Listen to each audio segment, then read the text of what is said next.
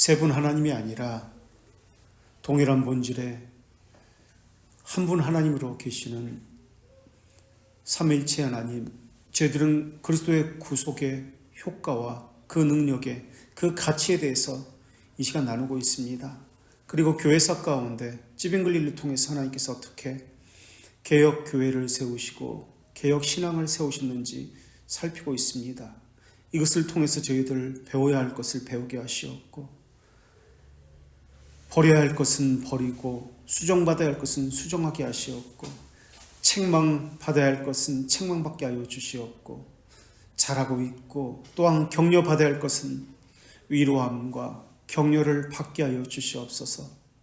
저희들에게 주신 이 교리를 통해서 저희들의 삶이 늘 점검받게 하시었고, 교리를 통해서 주시는 이 말씀이 저희들의 삶과 늘 동행하게 하여 주시어서 하나님을 인식하는 삶으로 회개의 삶이 나타나게 하여 주시옵소서.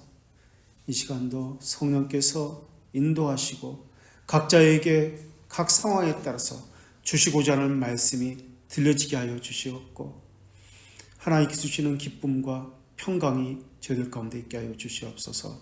예수님의 이름으로 기도합니다. 아멘.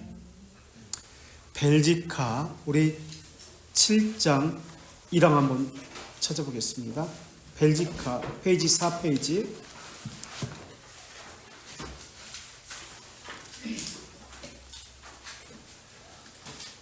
하나님의 의지가 어디에 담겨 있는지를 우리는 지금 계속해서 돌트레이트 2장 8항에서 살피고 있습니다. 하나님의 의지는 선택에, 그리고 우리에게 부어주시는 믿음에 담겨 있습니다. 그리고 하나님께서 우리에게 행하시는 중생, 효과적 부르심에 하나님의 의지가 담겨 있습니다. 그리고 하나님의 의지는 우리를 향하신 견인에 담겨 있습니다. 그리고 하나님의 의지는 우리를 영생으로 이끄시는 그 구원 전 과정에 하나님의 의지가 담겨 있습니다. 의지는 하나님의 뜻이라고도 표현되죠. 자, 이번에는 벨지카 7장 1항. 우리가 믿는 것은 첫 번째, 이런 성경이 하나님의 의지를 담고 있습니다 라고 나옵니다. 성경에는 하나님의 의지가 담겨 있습니다. 또 이번에는 하나님의 의지가 또 어디에 담겨 있는지 보겠습니다. 신앙고백서 19장 7항 2절 189쪽에 있습니다. 웨스트민스터 신앙고백서 19장 7항 2절 7항 2절 신앙고백서 19장 7항 2절 189쪽에 그리스도의 영은 성령이란 말이죠. 성령. 하나님의 영이라고 하고 그리스도의 영이라고 할 때 어떤 차이가 있다고 그랬죠? 지금 그리스도의 영이라고 합니다. 성령님인데 어떤 때는 그리스도의 영이라고 하고 어떤 때는 하나님의 영이라고 합니다. 그 차이는 하나님의 자비하심을 우리에게 적용하고 수용하게 할 때 하나님의 영이다 그러고, 그리스도의 영은 그리스도의 구속의 은택과 혜택과 관련해서 그리스도의 영이다. 그리스도의 영은 율법에 계시된 하나님의 의지가 행하도록 요구합니다. 율법에 하나님의 의지가 계시되어 있습니다 라고 나옵니다. 그래서 하나님의 의지가 행하도록 요구한 것은 인간의 의지가 자유롭게 또 즐겁게 굴복하고 행할 수 있게 합니다 라고 나옵니다. 하나님의 의지가 어디에 계시되었다고요? 율법에 계시되었다. 바로 앞에 6항도 보세요. 19장 6항 188페이지 1절 바로 앞부분도 보세요. 6항 1절 바로 앞부분. 그들에게 하나님의 의지와 의무에 대해서 알리는 삶의 규칙과 같은 도덕법이라고 나옵니다. 하나님의 의지와 의무에 대해서 알렸다. 어디에 하나님의 의지가 나타났다고? 이번에는 도덕법. 율법은 세 가지 것으로 되어 있죠. 그 중에 하나가 도덕법입니다. 도덕법을 양심법이라고 합니다. 그래서 율법은 도덕법, 의식법, 시민법이라고 세 가지로 구성되어 있습니다. 그 중에 도덕법은 폐하여지지 않는 영원한 법입니다. 도덕법의 대표적인 것이 무엇이죠? 양식법의 대표적인 것? 십계명. 그래서 그것은 폐하여지지 않는 법입니다. 도덕법에도 하나님의 의지가 담겨 있습니다. 하나님의 의지는 신실합니다. 영원한 의지입니다. 변하지 않습니다. 또 이번에는 대규리문답 91문 한번 찾아볼까요? 248페이지. 하나님의 의지가 어디에 또 담겨 있습니까? 하나님의 뜻이 어디에 또 있습니까? 성경에 담겨 있습니다. 율법에 담겨 있습니다. 도덕법에 담겨 있습니다. 이번에는 91문 248페이지. 하나님께서 사람에게 요구하시는 의무는 무엇입니까? 하나님께서 사람에게 요구하는 의무는 계시된 그분의 의지에 순종하는 것입니다. 계시된 하나님의 의지는 계시되었습니다. 지금까지 살펴본 것은 성경입니다. 도덕법입니다. 율법입니다. 이런 것을 살펴보았습니다. 그렇죠? 이번에는 230쪽 대규리문답 43문입니다.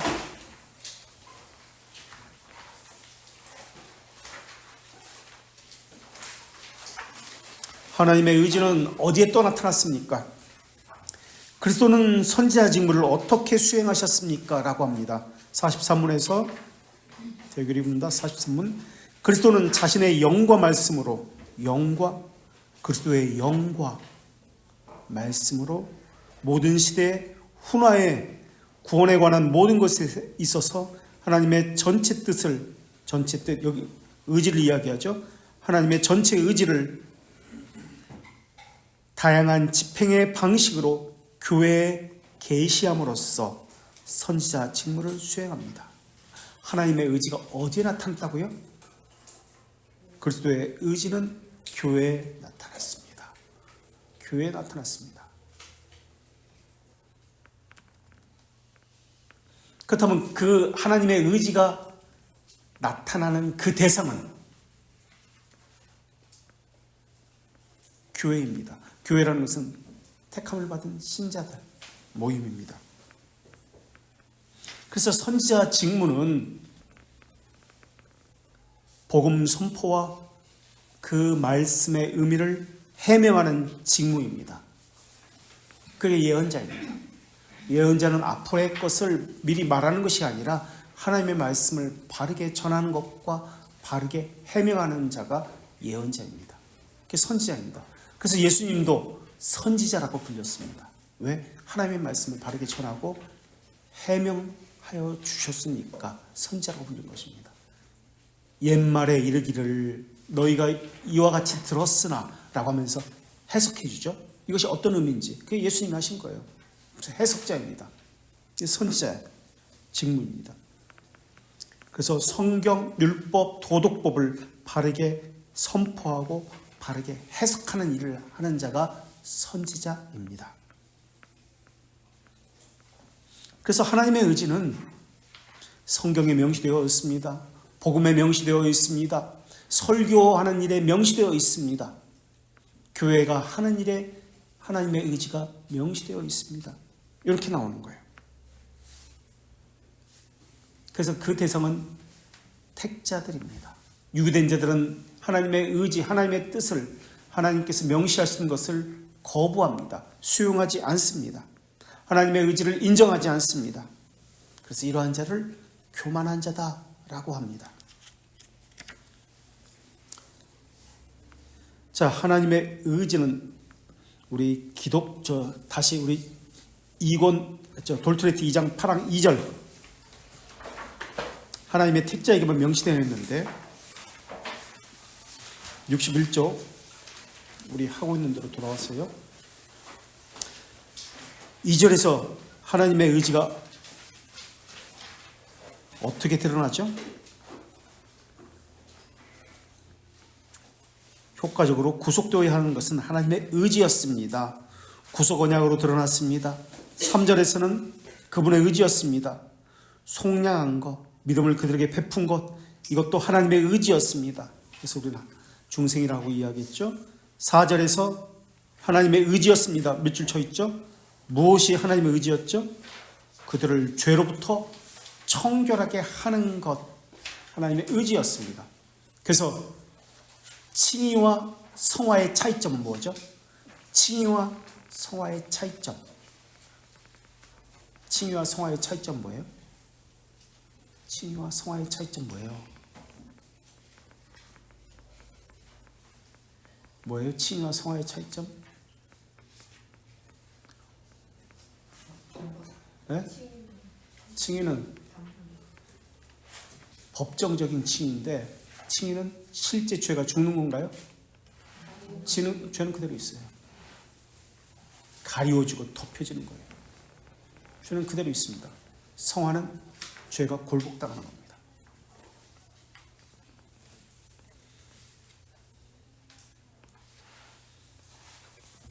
자, 하나님의 의지는 칭의에 나타납니다.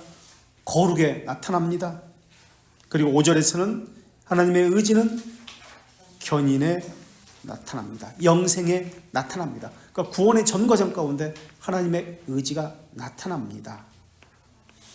하나님의 의지는 이것을 영원에서 계획했다라고 표현하고 있습니다. 영원에서 계획한 것이 시간 내에서 명시됐는데 택자에게 구속 언약, 중생, 칭의, 거룩, 견인, 영생으로 주어집니다. 그것을 인지하게 하려고 하나님의 의지가 이러한 것들에 나타납니다. 인지하게 하려고 우리에게 주신 것이 무엇이죠? 이것을 가지고 이것을 인지할 수 있습니다. 우리에게 주신 것, 하나님께서 무엇을 주셔서 이것을 인지하게 하신 것이죠? 뭐예요? 무엇을 가지고 우리가 구원받았다?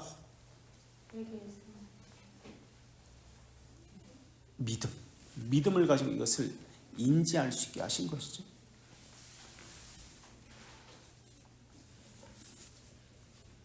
그래서 이것을 선물이다라고 이야기합니다. 그런데 믿음은 하나님께서 부어주시는 것이기 때문에 하나님의 측면에서 이것은 비밀적이고 신비적입니다. 믿음으로 이것을 인지하게 했지만은 비밀적이고 신비적이고 선물입니다. 그래서 잘 알 수가 없습니다. 그래서 믿음에 무엇을 통해서 믿음이 있다는 것을 믿음의 이것을 회개를 믿음의 결과라고 합니다. 그래서 비밀적인 하나님의 의지를 회개의 삶을 통해서 깨닫게 하십니다.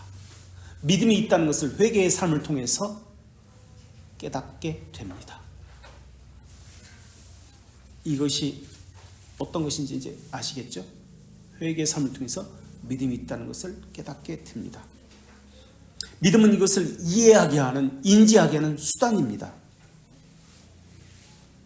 그리고 회개는 생명에 이른 회개를 이야기하는데 이번에는 대교리문답 76문 한번 보겠습니다. 76문 242쪽. 교리문답서에는 생명에 이르는 회개라는 것이 나오고 또 참된 회개라는 것이 나옵니다. 생명에 이르는 회개와 참된 회개의 차이가 무엇인지, 회개에는 이런 두 종류가 있습니다. 어떤 차이가 있을까요? 생명에 이르는 회개는 무엇이고 참된 회개는 무엇인가? 하나님의 측면이 생명에 이르는 회개입니다. 그래서 단번에입니다. 단회적입니다. 반복적이지 않습니다. 하나님의 측면이기 때문에. 그러나 참된 회개는 사람의 측면입니다. 그래서 이것은 반복적입니다. 그리고 지속적으로 해야 합니다. 효과는 단번에이지만은 생명에 이르는 회개는 영원합니다. 하나님께서 주시는 것이기 때문에. 자, 생명에 이르는 회개는 242페이지 76문 성령 하나님과 말씀으로 죄인의 심정에 역사하는 구원의 은혜입니다. 2절 이것으로 죄들의 위험만 아니라 죄들의 더럽고 가증한 것을 보고 느끼는 것에서부터 또 죄를 뉘우치는 것에 이르게 될 뿐만 아니라 그리스도 안에 있는 하나님의 자비하심을 이해하게 됩니다. 뭐가 그리스도 안에 있는 하나님의 자비하심을 이해하게 된다고요? 생명에 이르는 회개가. 생명에 이르는 회개를 다른 말로 회심이라고 이야기합니다. 그래서 하나님의 측면에서 설명한 것입니다. 참된 회개는 사람의 측면에서 설명된 겁니다. 그래서 참된 회개는 사람의 측면에서 설명하고 있기 때문에 또 무엇과 관련된 것이죠? 사람의 측면에서 설명하고 있기 때문에 뭐야? 견인. 사람의 측면에서 견인.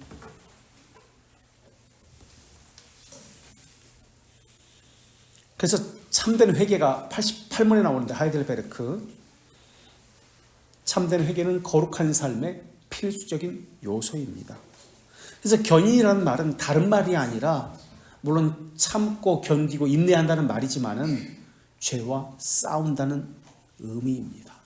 죄의 잔재와 싸운다는 의미가 견인의 의미입니다.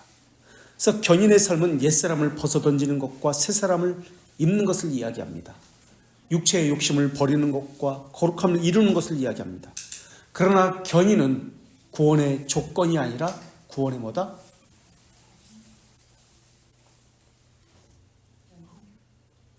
열매.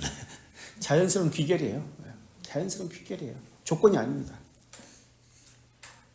죄들의 용서함을 받은 자들에게, 칭의를 받은 자에게 나타나는 결실, 귀결, 열매입니다.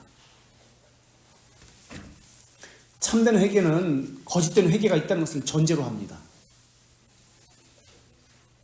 그래서 거짓된 회개는 로마 가톨릭에서 기독교 강요 사관에서 세 가지 것으로 설명하는데요. 무엇이죠? 거짓된 회개. 통해. 울어라, 소리 질러라, 만족하라. 이 세 개. 고해, 통해, 보속. 이 세 가지 거짓 회개가 있습니다.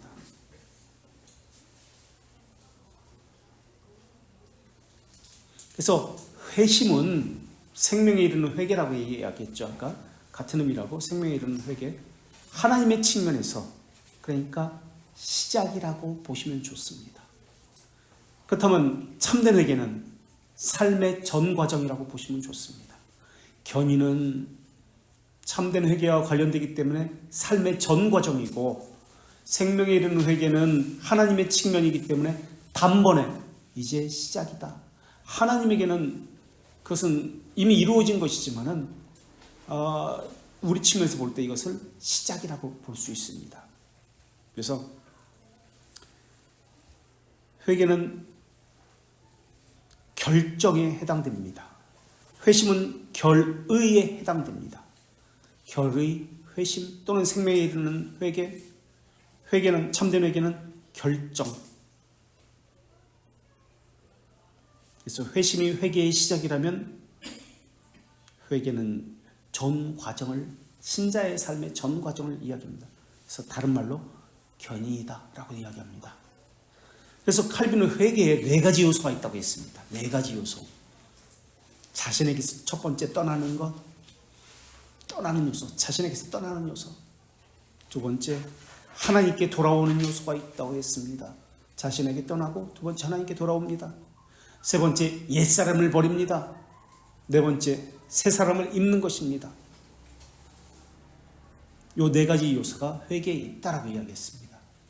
그래서 회심은 좁은 의미, 생명에 이르는 회개는 좁은 의미, 회개는 전 과정과 관련되어서, 견인과 관련되어서 넓은 의미 이야기한다. 그러니까 하이델베르크 88문은 넓은 참된 회개를 이야기하니까 넓은 의미의 회개로 전생에 걸쳐서 일어나는 것을 이야기하고, 웨스트민스터 신앙고백서 76문 생명에 이르는 회개는 회개의 시작으로 단회적이고 특정적으로 일어나는 회개를 이야기합니다. 하나님의 측면에서 일으키시는 회개를, 사역을 이야기합니다. 우리 돌트레이트 2장 8항의 주제가 그리스도의 죽으심이 지닌 구원하는 효력이라고 했습니다. 구원하는 효력. 구원의 효력은 하나님께서 하시는 것이기 때문에 영원합니다. 그렇다면 그 대상은 누구에게 구원의 효력이 나타나나요? 모두에게인가요? 아닙니다. 모든 자가 아니라 택함을 받은 모든 자입니다. 택함을 받은 모든 자이지 누구나 모든 자가 아닙니다. 택함을 받은 모든 자. 그래서 이 교리를 다른 말로 뭐라고 이야기할까요? 택함을 받은 모든 자에게 그리스도의 구원의 효력이 나타납니다. 그래서 돌트레이트 2장을 다른 말로 무슨 논? 제한속죄로. 예, 제한속죄입니다. 제한속죄. 구원의 능력은 모든 자. 구원의 효력은 모든 자인데 그 모든 자라는 개념은 누구든지 모든 자가 아니라 택함을 받은 모든 자입니다. 그래서 제한적이며 특별한 속죄다. 택하신 모든 자에게 나타난다. 제한적이다. 택하심이라는 제한적인을 가지고 있다. 특별한 것이다. 그래서 제한적인 속죄론, 제한적이고 특별한 속죄론이라고 이야기합니다. 다른 교리도 많이 있지만은 가장 어렵고 이해하기 어려운 교리가 다른 교리보다 이 교리일지도 모르겠습니다. 그래서 칼빈주의를 반대하는 4대 교리, 5대 교리죠. 그러나 3, 4장은 하나로 합쳐서 보니까 5대 교리인데 어쨌든 칼빈주의를 반대하는 사람에게 가장 공격을 받는 교리가 바로 이 제한 속죄론입니다. 그래서 어떤 사람은 성경에 있지도 않는 이 교리를 가지고 왜 그러냐면서 몰아붙입니다. 그래서 이 교리를 제외하고 나머지 4개 교리만 믿는 사람도 있습니다. 그런 사람들을 무슨 주의라고 할까요? 우리가 안 배웠는데. 네? 신칼빈주의?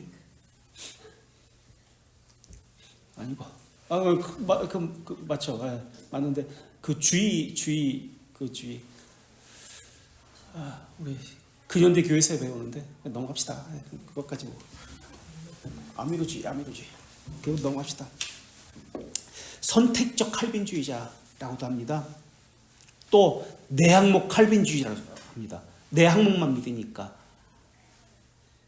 그래서 예수 그리스도의 죽음과 관련해서 속죄를 이해하는 데는 3가지 견해가 있습니다. 3가지 주장이 있는데 무제한적 보편 속죄론을 믿는 사람이 있습니다. 모든 사람이 구원받는다. 한 명도 예외가 없다. 모든 사람이 속죄함을 받고 구원받는다는 이론입니다. 하나님은 자비 하나님입니다. 사랑의 하나님입니다. 그래서 모든 사람이 구원받는다. 죄들의 용서를 받는다. 여기에는 문제점이 있습니다. 하나님의 사랑만 강조되고 하나님의 정의, 심판이 없습니다. 그래서 이 속죄론은 초대교회 알렉산드리아 클레멘트가 처음으로 교리화한 주장입니다. 알렉산드리아 클레멘트 제자가 오리게네스입니다. 우리 초대교회에서 배운 사람도 있고 아직 안 배운 사람도 있지만 오리게네스가 그 사상을 계승했습니다. 현대에 와서는 그것은 자유주의 사상으로, 특히 자유주의 신학의 아버지인 슐라의 마커의 사상으로 다시 강조되었습니다. 또 자유주의 교단이나 일반 보편주의 교단에서 이것을 받아들여서 무제한적 보편 속죄를 주장합니다. 이것은 하나님의 의가 손상됩니다. 하나님의 사랑은 강조될지 몰라도 하나님의 정의는 손상됩니다. 결국 어떤 사람도 모두가 죄들의 용서함을 받기 때문에 심판이 없습니다. 모든 자를 위해서 예수님이 돌아가셨기 때문에 교회 안 다녀도 됩니다. 모두가 구원받기 때문에 그렇습니다. 그래서 교회라는 개념이 부정됩니다. 결국 예수 그리스도의 십자가의 사역이 약화됩니다. 전도할 이유도 없습니다. 모두가 구원받는데 왜 교회 다녀야 되지? 왜 전도해야 되지? 그러나 성경에서는, 우리 신앙고백서에서는 생명의 부활로 또는 심판의 부활로. 생명의 부활을 받은 사람은 무엇을 받게 되죠? 심판의 부활로 부활한 사람은 무엇을 받게 되죠? 무엇에 처해지게 되죠? 영벌에 처해지게 되고, 생명의 부활을 받은 사람은 영생에 처해지게 됩니다. 이러한 교리에 철저하게 위배되는 것이 바로 이 교리입니다. 그래서 무지한 절대적 보편 속죄 교리는 성경에도 어긋나고 사람 편의주의에 의해서 인공적으로 만들어진 속죄론에 불과합니다. 사람들이 자신들의 편의에 의해서 그냥 편하게, 양심을 편하게 하기 위해서 만드는 거예요. 자, 두 번째 속죄론은 불완전한 보편 속죄론입니다. 불완전한 보편 속죄론. 이 속죄론은 속죄가 무한정이고 무제한이지만은 그 효력만큼은 제한적이다라고 이야기합니다. 문제는 속죄의 효력이 발생할 때 이끄는 주체는 하나님이 아닙니다. 사람이라는 게 문제입니다. 하나님은 모든 사람을 구원하려고 합니다. 이게 보편 속죄론이거든요. 이 불완전한 보편 속죄. 하나님은 모든 사람을 구원하려고 해요. 그런데 문제는 사람이 거부하는 데 문제가 있어요. 이게 그들의 주장입니다. 인간이 의지적인 결단을 통해서 받아들여야 하는데 받아들이지 않습니다. 그래서 모든 사람이 구원받지 못합니다. 사람에 의해서 거절당하기 때문에. 그렇다면 하나님은 전지전능한 하나님이 아닙니다. 사람에게 종속되고 매어지는 하나님이 됩니다. 그렇다면 구원의 조건은 무엇이죠? 사람의 결단이에요. 사람의 행위예요. 그래서 신인 협력론이 여기서 나오는 거예요. 결단해라. 하나님은 너 결단하지 못하면 아무것도 못해. 그렇게 나오는 거예요. 네가 결심하게 달렸어. 그래서 구원의 조건, 결정적 요인이 사람의 의지입니다. 사람의 결단입니다. 그래서 자유주의, 우리 근현대 교회에서 배우면은 사람의 의지를 부추기기 위해서 여러 가지 프로그램을 가지고 이렇게 부추기는 그러한 사람들이 나타납니다. 쇼펜하우어 같은 사람들. 사람이, 아니 당신이 부모야? 부모가 자녀에게 되게 그렇게 못해? 당신이 남편이야? 아내한테 그것밖에 못해? 그래서 프로그램을 만듭니다. 각 교회별로. 아버지 학교 만들고 부모 학교 만들고, 결혼했으면은 결혼 학교 다녀야지, 그래야지 되는 거 아니야? 부추기는 거예요. 가장 약한 부분, 이것을 부추겨가지고 프로그램을 화가가지고 의지를 부추기는 거예요. 다 쇼펜하우어의 사상에서 나왔어요. 예를 들면 이런 것들, 이렇게 결정적인 것들을 자기의 선택에 의해서 구원을 받을 수 있고 받지 못한다라고 할 수 있는데, 이 속죄론은 제한 속죄론이라고도, 모두가 구원 못 받으니까 제한 속죄론이라고도 할 수 있지만은, 자기 의지를 가지고 자기 결단에 의해서 하나님을 수용하는 자만 구원받을 수 있기 때문에, 그것에 의해서 결정되기 때문에 사람의 입장에서는, 하나님 입장에서는 무제한적 속죄론이지만은 사람의 입장에서는 제한 속죄론이라고 불려지게 됩니다. 그래서 이것을 절충적 속죄론이라고도 불립니다. 그래서 일부 루터교단에서 이 교리를 자신의 루터교 속죄론으로 받아들이기도 합니다. 이 속죄론을 가리키는 대표적인 교단이 루터교 신학교인, 미국에 있죠, 콩콜디아 신학교입니다. 그래서 절충적 이 속죄론을 가리킵니다. 이것은 구원에 있어서 전적인 하나님의 은혜를 강조하는 것은 칼빈주의입니다. 그런데 아르미스주의자들은 인간의 결정, 인간의 선택을 강조합니다. 인간의 자유의지를 강조합니다. 그래서 이 두 가지 것을 함께 합쳐놓은 것입니다. 그래서 인간에 의해서 네가 선택 안 했잖아, 네가 결정 안 했잖아. 그래서 이것은 완전한 제한적 속죄론도 아니고 그렇다고 무제한적 보편 속죄론도 아닙니다. 절충적인 것이죠. 그래서 루터파는 세대주의적 성향이 있습니다. 루터파의 특징은 루터가 그랬잖아요. 구약의 율법은 열등한 복음이다. 열등하다. 신약이 더 중요하다고 여깁니다. 그래서 루터가 관심이 있었던 것은 어디 성경이었죠? 찌빙글리하고 차이점이 있는데 루터가 관심 있었던 성경을 주석도 했는데 로마서, 갈라디아서 이 칭의가 그들의 관심이었습니다. 루터. 찌빙글리의 관심은 선지서였습니다. 그래서 목사들의 그 모임을 선지자 모임이라고 했습니다. 선지서에 관심이 있었, 구약에 관심이 있었습니다. 루터파는 구약을 열등하다라고 합니다. 신약을 더 중요하게 여깁니다. 둘 다 하나님의 말씀인데 어떤 것이 중요하고 어떤 것은 열등하다, 잘못됐다, 부족하다 그런 개념을 가진다면 초대교회 이단이었던 마르키오. 그래서 이단과 정통이라는 해롤드 브라운이 쓴 책인데요. 이 교과서와 같은 거예요. 이단을 판별하고 정통을 판별하고 할 때 이단과 정통이라는 책을 쓴 해롤드 브라운은 루터파를 마르키온의 후예다라고 합니다. 그래서 일부 루터교와 오순절파와 일부 침례교 그리고 칼바르트를 중심으로 한 신정통주의 계열에서는 지금 이 속죄론, 절충적 속죄론을 주장합니다. 이 속죄론의 문제는 구원의 주체 하나님이 아닙니다. 사람이 주체입니다. 구원의 완성자는 하나님이 아닙니다.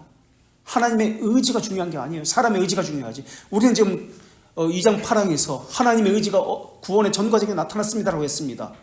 그런데 이 절충적 속죄로는 사람의 의지가 중요합니다.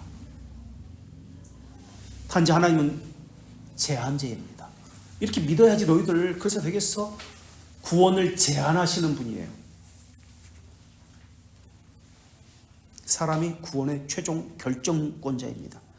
결국 사람이 하나님의 의지, 하나님의 계획을 받아들여 주지 않으면 하나님은 아무것도 할 수 없어요. 그런데 우리는 2장 8항에서 분명히 배웁니다. 하나님의 의지는 선택도 믿음도 우리를 청결하게 하는 것도 영생에 이르는 것도 구속도 견인도 모두 하나님의 의지입니다. 라고 합니다. 결국 이 절충적 속죄로는 성경과 어긋납니다. 하나님의 주권 사상과 모순되어 있습니다. 자, 세 번째 속죄로는 제한적인 특별 속죄입니다. 이 속죄로는 사람에게서 조건, 이유를 찾을 수 없습니다. 그래서 선택을 어떤 단어를 쓰죠? 어떤 단어 써?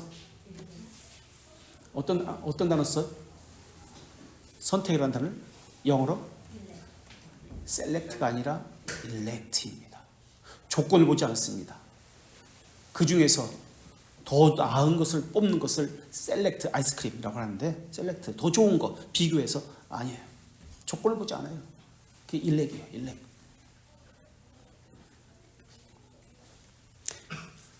그 사람에게서 조건이나 이유를 찾지 말라. 이 단어의 뜻이 이 단어가 사람의 행위를 배제한다. 이 단어가 무슨 단어죠? 이신이라는 뜻입니다. 이신. 믿음으로 말미암아. 이신 칭의할 때 이신이라는 뜻입니다. 믿음으로 말미암아. 사람에게 찾지 말라. 이유와 조건을. 그래서 이 제한된 특별한 속죄는 예정된 사람만을 위한 속죄론입니다.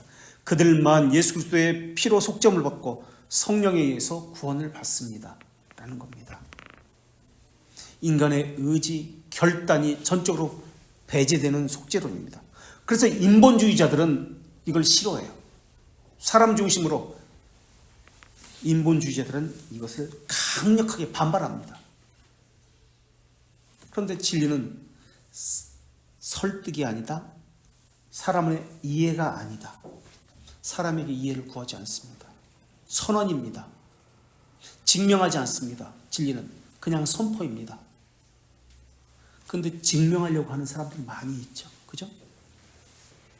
변증법 방법을 써서. 성경은 절대 명령입니다. 처음에 어떻게 성경이 시작하죠? 구약에 태초에 하나님이 천지를 창조하셨다고 합니다. 명령입니다. 선포입니다. 그런데 어떤 사람들은 창조가 증명되어지도록 그렇게 증명하려고 어떤 화석을 찾는다든지 무엇을 찾아다닙니다. 증명을 하려고 합니다. 아닙니다. 증명하는 거 아니에요. 그래서 영원에서 선택된 자가 그리고 영원에서 유기된 자가 있습니다. 이것은 무엇이라고 이야기하죠? 이중 예정론이라고 이야기합니다. 영원에서 선택된 자가 있고 유기된 자가 있습니다. 이중 예정론.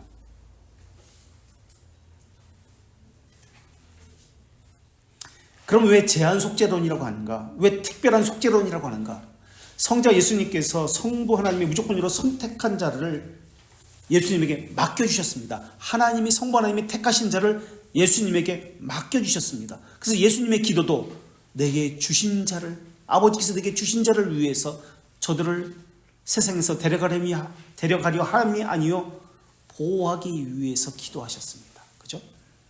특별한 사람을 구원하기 위해서 더 일렉트, 선택된 사람을 모두가 아니라 제한적이고 특별한 사람이기 때문에 그들은 제한 속죄론이라고 하는 것입니다.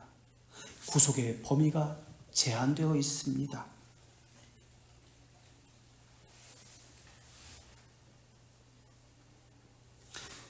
구속의 효력은 그럼 무제한입니까? 구속의 효력은 무제한인데 구속의 범위는 제한적입니까? 맞아요? 구속의 효력은 무제한인데 구속의 범위는 제한적입니까?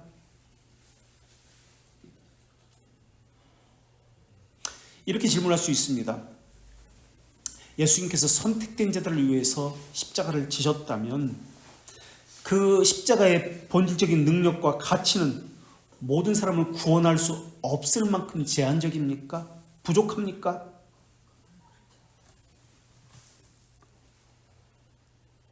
예수님의 십자가는 모든 사람을 구원할 수 있을 만큼 가치와 능력도 충분합니다.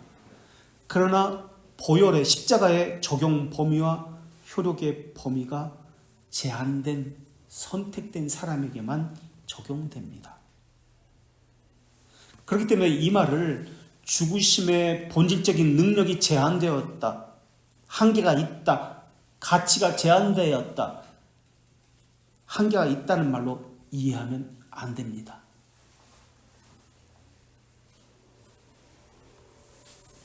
왜 그렇다면 예수 그리스도의 선택의 구속제 사역이 제한적입니까? 왜 제한적일까요? 왜 예수님의 속죄 사역이 제한적일까요?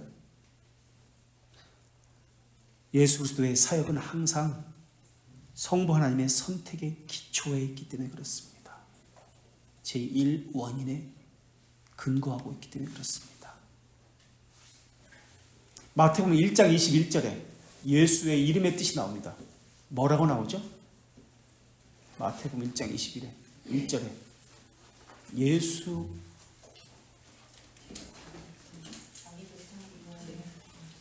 아들을 낳으리니 그 이름을 예수라라. 이는 예수라는 이름은 무슨 뜻입니까? 그가 모든 사람을 자기 백성을 그들의 죄에서 구원할 자이심이니라. 자기 백성을 구원할 자이심이라. 마태복음 1장부터 나와요. 예수라는 이름의 뜻. 자기 백성을, 모든 사람이 아닙니다. 자기 백성을, 그 자기 백성이라고 할 때 이 백성은 하나님께서 영원에서 선택해서 예수 그리스도에게 주신 그 사람들입니다. 요한복음 17장 9절 한번 볼까요? 아까도 제가 말씀드린 건데 17장 9절 내가 그들을 위해서 비옵는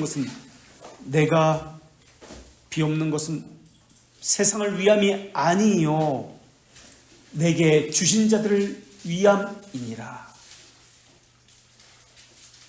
요한복음 17장 9절에 내가 비옵는 것은 세상을 위해서 기도하는 것이 아니라는 거예요. 내가 비옵는 것은 기도하는 것은 세상을 위함이 아니요 내게 주신 그들을 위해서인데 그들은 아버지 것입니다. 아버지께서 주신 자들입니다. 라고 나옵니다. 그렇기 때문에 예수 그리스도의 그 속죄는 능력은 무한하지만 그 범위는 그리스도의 그 제한된 범위가 있는 겁니다. 하나님께서 주신 자들에게만 한정지어지기 때문에 그렇습니다. 그래서 선택된 자들만을 구원하기 위해서 이 땅에 오신 것입니다. 모든 사람을 구원하기 위해서 예수님 이 땅에 오신 거 아닙니다. 예수님의 기도는 모든 사람을 위한 기도가 아닙니다. 택자들을 위한 기도입니다. 그래서 두 번째 교리가 돌트레이트에서 제한 속죄론, 특별한 속죄론입니다. 그래서 첫 번째 교리가 뭐죠? 그럼 1장에서 살핀 것인데 1장과 이어져서 두 번째가 지금 제한 속죄론인데 첫 번째 교리는 그러면 두 번째는 제한 속죄론이 나온다면 첫 번째는 무조건적 선택에 나오겠죠. 하나님이 선택해서 선택된 자를 예수 그리스도께 주신 것이니까 두 번째가 제한 속죄론, 그리스도의 제한 속죄론이 나온다면 첫 번째는 하나님의 무조건적인 선택이 1장에 나오겠죠. 이게 논리적 순서에 의해서 첫 번째가 하나님의 무조건적인 선택입니다. 그래서 이중예정론, 어떤 자는 택하고 어떤 자는 유기된 자가 있습니다. 이 이야기가 1장에서 나오겠죠. 그런 다음에 이것을 예수 그리스도에게 주셨습니다. 2장에 제한 속죄론이 나오는 겁니다. 그래서 연결되는 거예요. 그래서 1장과 2장은 연결선상에서 볼 수밖에 없는 겁니다. 그런데 어떤 일은 이 두 번째 제한 속죄론을 제거해버립니다. 그래서 이중예정론은 모든 자를 선택한 것이 아니라 선택된 자와 유기된 자가 있습니다라는 것을 이야기합니다. 그래서 구원의 효력이 무한하다, 영원하다는 말은 구원의 대상의 범위를 무한하다, 영원하다, 무제한이다 그런 개념이 아닙니다. 자, 2장 8항 1절 61페이지 1절 보겠습니다. 구원의 효과는 이것은 그리스도의 죽으심은 성부 하나님의 주권적 방침이며 그분의 가장 은혜로운 의지입니다. 그분 아들의 가장 고귀한 죽으심이 베푼 소생과 구원의 효과는 선택된 모든 자에게 뻗어나가야 합니다. 모든 자가 아니라 선택된 모든 자에게 있습니다. 그 이유는 의롭게 하는 믿음의 선물이 그들에게만 베풀어졌기 때문에 그들만 무료하게 구원에 이르게 됩니다. 이렇게 나옵니다. 또 2절에서도 구원의 효과는 어떤 문장이 나오죠? 다시 말하면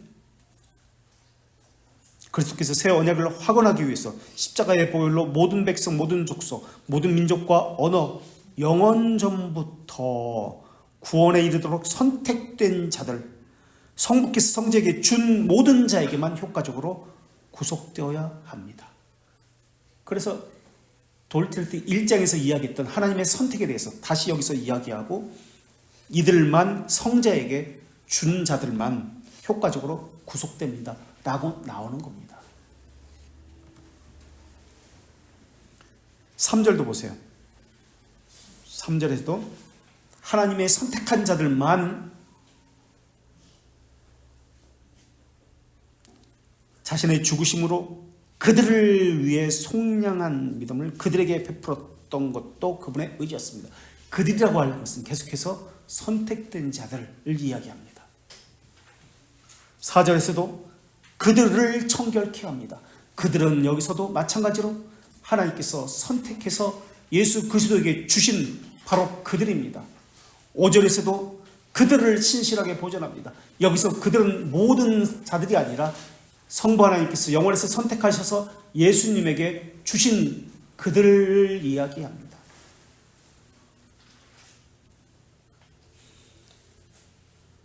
세상 모든 사람이 아닙니다.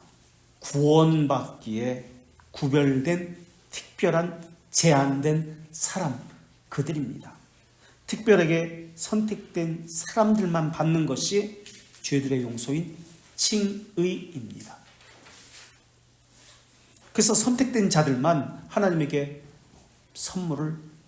믿음의 선물을 받습니다. 우리 바로 위에 볼까요? 2장 7항 제목이 하나님의 선물인 믿음이라고 나옵니다. 넷째 줄 보세요. 또 이 혜택은 영원전부터 그리스도 안에서 그들에게 주어진 것이지 그들 자신의 무슨 공로에게 나온 것이 아닙니다. 여기서 그들은 선택된 자들을 이야기합니다. 그렇다면 그들에게만 믿음을 주셨습니다. 그 뜻은 무엇일까요? 이번에는 그들에게만 믿음을 주셨다고 했는데 선택된 자들에게만 벨지카 22장 5항을 볼까요? 20페이지 밑에서 넷째 줄 22장 5항 보겠습니다.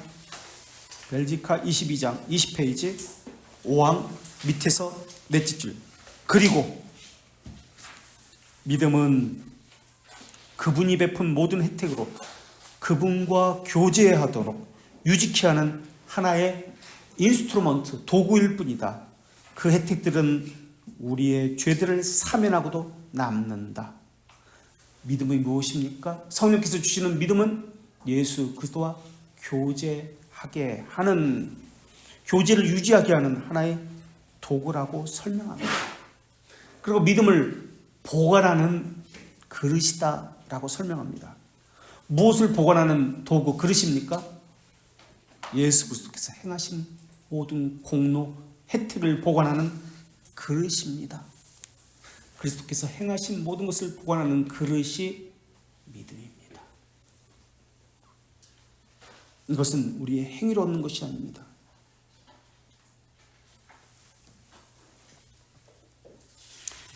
이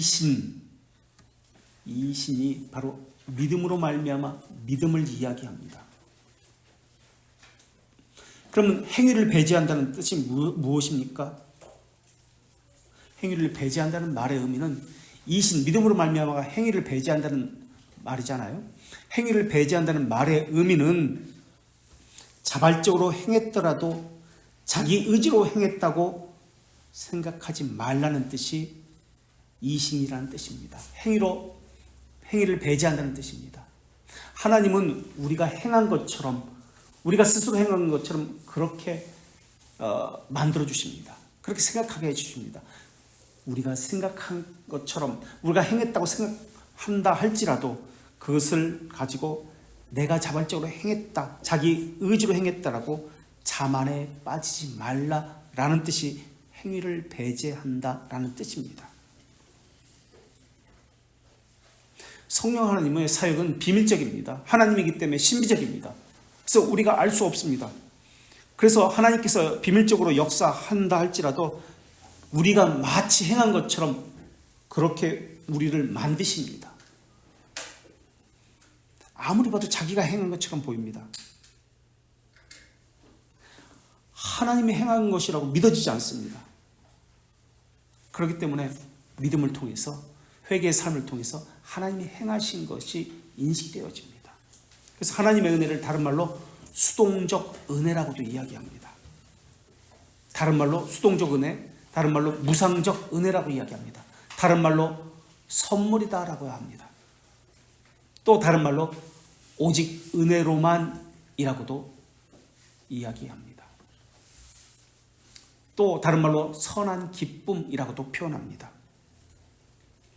그 말의 의미는 모든 구원의 근거를 하나님께만 둡니다 라는 뜻입니다. 그래서 믿음은 아이템이 아니에요. 무슨 항목이 아니에요. 무슨 품목, 이게 아니에요. 인스트루먼트예요. 수단이에요. 믿음 때문에가 아니에요. 저 사람 믿음 때문에 구원받았어. 믿음 때문에 복받았어. 행위를 따르지 않기 때문에 이신칭이라고 합니다. 하나님은 선택된 자들에게 믿음이라는 선물을 주셨습니다.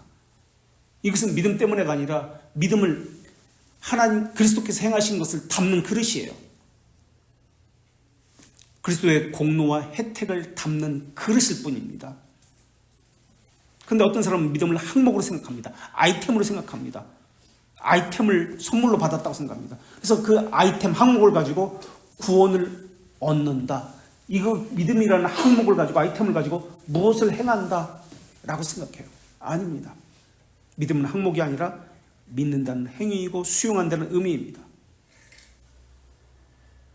믿음이라는 항목을 받았으니까, 아이템을 받았으니까 그 믿음을 가지고 이제부터 마음껏 구원을 쟁취할 수 있다, 무엇을 할 수 있다, 그런 개념이 아니에요. 그런 개념이 신인 협력론입니다. 절충적 속죄론입니다. 구원을 수용할지 거절할지 사람에게 선택권이 달려있지 않습니다. 하나님은 구원을 제한하는 분도 아닙니다. 사람 안에서 예수 그리스도의 공로와 혜택을 수용하게 하신 분도 하나님이십니다. 그분을 믿게 하는 행위도 일으키는 분이 하나님이십니다. 그래서 믿음을 선물로 여기게 됩니다. 바로 그 뜻입니다. 우리 돌테이트 3, 4장 72페이지 3, 4장 14항 1절 보겠습니다. 3, 4장 14항 1절 72페이지. 그러므로 믿음을 하나님의 선물로 여겨야 합니다. 그 이유는 인간이 원하는 대로 수용하거나 거절하거나 또는 선택하도록 하나님께서 그에게 제한하기 때문도 아니요. 제한한다. 아르미스주의자들 절충적 속죄론. 제한하기 때문도 아니요. 사망 또는 하나님께서 믿을 수 있는 능력이나 힘을 베풀어 인간의 자신의 자유의지를 가지고 실행해서 그 구원의 의미에 사람이 동의하고 그리스도를 실제로 믿도록 하기 때문도 아닙니다. 사람의 의지를 가지고 믿게 되고 그런 것도 아닙니다. 사항, 단 그분이 바라고 행하도록 인간 안에 역사하고 정말 모든 자 안에 모든 것을 믿게 하는 의지와 믿는 행위를 일으키기 때문입니다. 의지도 주시는 것이 하나님이요 믿는 행위도 일으키는 것이 하나님이십니다. 사람이 결정권자가 아닙니다. 그런데 아르미스주의자들은 어떻게 주장하는지 한번 보세요. 5, 6, 7을 보세요. 3, 4장 5, 6, 7, 79페이지. 아르미스주의자들이 주장하는 것은 어떤 속죄론을 주장하는지 한번 보세요. 79페이지 5, 6, 7 1항. 그릇된 자들이 아르미스주의자들이 가르치는 것은 첫째 1절 우리가 하나님께로 회심하는 은혜가 단순히 권고하는 것, 제한한다라고 이야기합니다. 권고하시는 분이다. 그럼 우리에게 결정권자가 있는 거, 결정권이 있는 거예요. 사람에게 권고하는 것이 것뿐이거나 이것이 인간의 회심을 일으키는 가장 고귀한 방법이라는 것이다. 하나님은 인간에게 권고하는 분이에요. 제한하는 분이에요. 이렇게 가르쳐요. 그러니까 너희들이 결정해, 너희들이 결심해, 결단해. 왜 너희 믿음을 가지고 하나님이 주신 믿음을 가지고 결정하지 않아?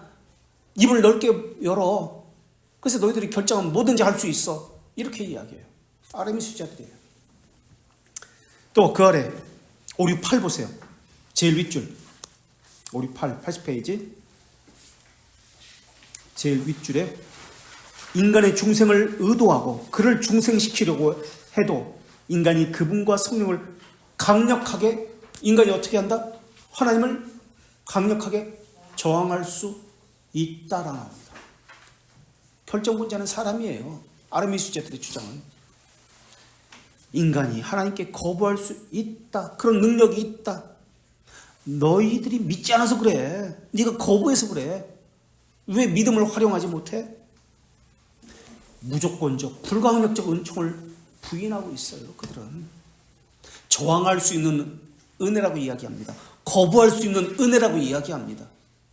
그래서 아르미스주의자들은 거부할 수 있는 은혜, 저항할 수 있는 은혜를 주장합니다. 그러나 우리는 불가항력적이다, 은총, 무조건적인 은총이다 라고 이야기합니다. 사람에게 주도권이 있습니다. 사람에게 구원이 선택할 수 있습니다.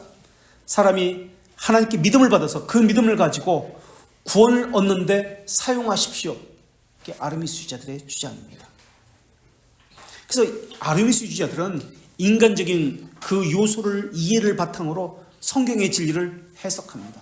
사람의 측면에서 성경을 해석하고 하나님을 바라보는 거예요. 그래서 하나님을 끌어내려가지고 사람처럼 그렇게 묘사합니다. 이게 아르미수자들이에요. 오늘날 교회에서 일어나는 모습들에 보십시오. 하나님을 하나님으로 영으로서 신적인 그 권위를 인정하지 않습니다. 사람의 모습으로 그려요. 주일학교 아이들 가르치는 것도 예수님을 털보 아저씨로 만들어가지고 그렇게 가르쳐요. 사람 편에서 설명하는 것, 이해시키는 것, 아르미수주자들입니다. 이성으로 그들이 중심에 있는 이성이 있기 때문에 이성을 가지고 설명을 해요. 타락한 이성을 가지고. 진리는 이성으로 설득되는 거, 이해되는 거 아니라고 말씀드렸습니다. 논쟁으로 이해되는 거 아니라고 했습니다. 언쟁할 수 없다라고 이야기했습니다. 논리적으로 이기려고 되는 게 아니다. 설득하려고 해서 되는 게 아니다라고 했습니다. 그럼 말싸움 안 나요. 성령께서 깨닫게 해주셔야 합니다. 그 심정을 열어주시고 수용하고 받아주시도록 해야 합니다. 사람의 힘으로 할 수 있는 것이 아니에요. 그래서 믿음은 어디에 심겨진다고요? 마인드가 아니라 심정에 새겨집니다. 심정은 의지입니다. 순종입니다. 이성, 오성 판단이 마인드입니다. 근데 로마 카톨릭 스콜라주의는 어디에 믿음이 있다고요? 동의하는 거예요. 이성에 있습니다. 스콜라주의. 그래서 그 전도 책자들 보면은 동의하십시오. 나 목사님이 이제 기도를 따라하게 하잖아요. 동의하면 믿는다. 아, 성도님이 되었습니다. 믿는 자가 되었습니다라고 하는 거. 다 스콜라주의예요. 이성이 있다고 생각해요. 아닙니다. 심정이 있습니다. 믿음은 순종입니다. 동의가 아니라 심정에 부어져서 순종하게 하는 겁니다. 의지가 변하는 거예요. 하나님을 향한 의지로 바뀌어지는 거예요. 그런데 아르미수주자는 마인드를 가지고 믿음을 설명합니다. 마인드는 심정을 변화시킬 수 없어요. 감정은 심정을 변화시키는 거 아니에요. 그런데 감정을 가지고 은혜 받았다고 이야기해요. 자신이 새로운 것을 깨달았다고 이것을 지적인 것을 가지고 은혜를 이야기합니다. 감정적으로 눈물에 흘렸다. 감정적으로 요동쳤다. 이것은 오히려 교만하게 합니다. 교만해져서 불평하게 하고 비평하게 합니다. 사람을 변화시키는 것은 하나님께서 하시는데 믿음을 수단으로 합니다. 믿음이 부어주는 것은 청결한 양심이지만 심정에 변화시켜서 하게 하십니다. 그런데 아르미수주자들은 이성을 가지고 이야기합니다. 마인드를 가지고 이야기합니다. 하나님의 복음이 단순히 권고다, 제안이다. 그래서 사람이 수용해야 한다, 거부하면 안 된다 라고 합니다. 그렇지 않습니다. 구원은 철저히 하나님의 의지입니다. 처음부터 끝까지. 그것을 지금 2장 8항에서 설명하고 있습니다. 선택부터 영화에 이르기까지 모두 하나님의 의지입니다. 말씀, 언약, 도덕법은 양심법이라고 했습니다. 하나님의 의지입니다. 모두 하나님의 의지가 나타나서 그들을 구원에 이르게 합니다. 그러나 그 범위는, 구원의 효력이 나타나는 범위는 모두에게가 아니라 선택된 모두입니다. 그래서 아무리 교회 오래 다녔다 할지라도, 직분자라 할지라도 생명이 나타나지 않는다면, 예수 그리스도의 구속의 그 은총이 나타나지 않는다면 의심해 봐야 합니다. 물론 하나님께서 하나님의 때까지 가두어 두셨습니다. 그때까지 생명이 숨겨져 있을 수 있습니다. 그러나 하나님의 자녀는 자발적으로 행하고 자발적으로 순종합니다. 그것으로 자신이 하나님의 자녀인 것을 증명합니다. 그래서 하나님께 순종하기 위해서 자기를 부인합니다. 경건은 세속에 물들지 않는 것이 경건입니다. 세속과 접하지 않습니다. 타협하지 않습니다. 그래서 세속에 젖어있는 자신의 모든 방식, 지성, 의지, 감정을 정리하여 제거해 갑니다. 근데 가짜는 그렇게 못해요. 처음에는 그렇게 하는 척 할 수 있습니다. 그러나 오래가지 않습니다. 아침에도 말씀드렸지만 자신의 유익의 갈림길에서 자기 유익을 먼저 찾고 자기 보기에 살 길을 먼저 찾습니다. 양심의 고통을 받더라도 자기가 먼저입니다. 양심의 평화 가운데 영생을 얻는 길로 점점 나아가는 것이 구원의 길인데 이것이 없습니다. 그래서 사망이 낳은 그 사망의 결과인 분열, 혼동, 무질서, 불순종, 불의, 자기만 아는 것, 불법, 질서를 어긴 무책임, 그리고 이러한 모든 사망이 나은 것들을, 죽음이 나은 것들을 나을 뿐입니다. 여기까지. 혹시 질문이나 하시고 싶은 말씀 있으세요? 자, 그래서 속죄론에 대한 세 가지 것을 우리가 살폈습니다. 그래서 아르미스주자들의 사상을 속지 말아야 된다. 우리가 이야기하는 것은 제한 속죄론이다.